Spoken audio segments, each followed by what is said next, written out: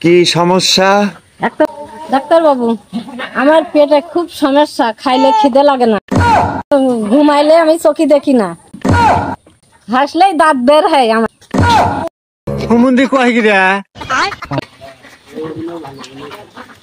Doctor বাবু, আমি তো শেষ। বসেন, ব্যবস্থা করছি। रुको जरा सबर करो। ডাক্তার, আমার নো প্রেশার। আমি দেখছি বিষয়টা। ডাক্তার, রোগী তো আমি। তাই তো, তাই। আমার নো প্রেশার। দাঁড়াও, আমি ব্যবস্থা করে দিচ্ছি, কোনো চিন্তা কর। ওইদিকে ঘুরে দাঁড়াও, ঘুরে দাঁড়াও।